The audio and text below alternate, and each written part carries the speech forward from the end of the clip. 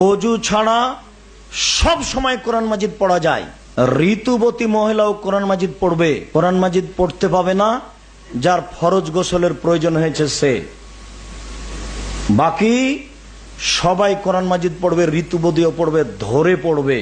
অজু ছাড়া কোরআন পড়া আর কোরআন ধরা উভয়টার হুকুম কিন্তু এক না। নবী আলাইহিস সালাম বলেছেন অজু ছাড়া কোরআন ধরা যাবে না, আর আব্দুর রাজ্জাক বিন ইউসুফ সাহেবের মতো কথিত শায়েখরা বলছে ধরা যাবে। এখন আপনার কাছে সিদ্ধান্ত, কোনটা আপনি গ্রহণ করবেন, রসুলেরটা নাকি শায়েখেরটা? সর্বাধিক উত্তম মত হচ্ছে এটা, কোরআনকে অজু করে পড়তে হবে, এটাই জমহুরদের মত। সহি হাদিসে আসছে, হাদিসটা সহি, লা ইয়ামাসসুল কুরআনা ইল্লা তাহির, পবিত্র লোক ছাড়া কোরআন স্পর্শ করবে না, সহি হাদিস। তাহলে এমন কোরআনের ব্যাপারে আমাদের জমহুর ওলামায়ে কেরাম, সব যুগের জমহুর অধিকাংশ ওলামায়ে কেরাম বলেছেন অজু করাটা ওয়াজিব। যারা অজু না করে কোরআন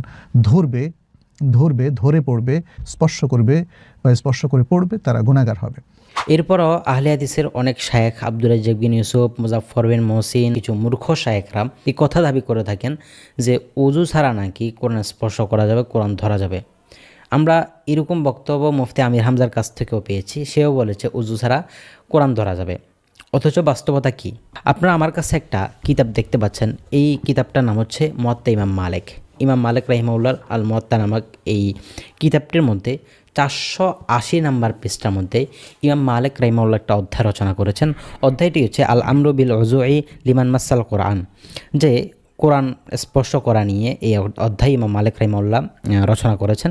এবং সেই অধ্যায়ের 480 নাম্বার হাদিসের মধ্যে ইমাম মালিক রাহিমাহুল্লাহ হাদিস নকল করেন, মালিক আন আব্দুল্লাহ ইবনে আবি বকর ইবনে হাজমিন রাদিয়াল্লাহু তাআলা আনহু আন্না ফি কিতাবিল্লাহিল্লাযী কাতাবাহু রাসূলুল্লাহ সাল্লাল্লাহু আলাইহি ওয়াসাল্লাম লিআমর ইবনে হাজমিন আল্লা ইয়ামাসসাল কুরআনা ইল্লা তাহিরুন। যে হযরত আমর ইবনে হাজম রাদিয়াল্লাহু তাআলার কাছে নবী আলাইহিস সালাম একটা চিঠি লিখলেন, এবং চিঠির মধ্যে নবী আলাইহিস সালাম বলছেন আল্লাহ ইয়ামাসসাল কুরআনা ইল্লা তাহিরুন, যে পবিত্রতা ব্যতীত কোরআন স্পষ্ট করা যাবে না। পবিত্র হতে হবে, কোরআন স্পষ্ট করতে হলে উজু থাকতে হবে, পবিত্র হতে হবে, পবিত্র হয়ে কোরআন স্পর্শ করতে হবে। নবী আলাইহিস সালাম এই নির্দেশ দিয়েছেন, এই হুকুম করেছেন। ইমাম মালিক রাহিমাহুল্লাহ একই কথার ভিতরে একটা অধ্যায় রচনা করলেন এবং নবী আলাইহিস সালাম থেকে একটি হাদিস নকল করলেন। এটা সম্পূর্ণ সহি হাদিস, এই হাদিসটির মান সম্পূর্ণ সহি, কেউ এই হাদিসকে জয়ীফ বলে নাই।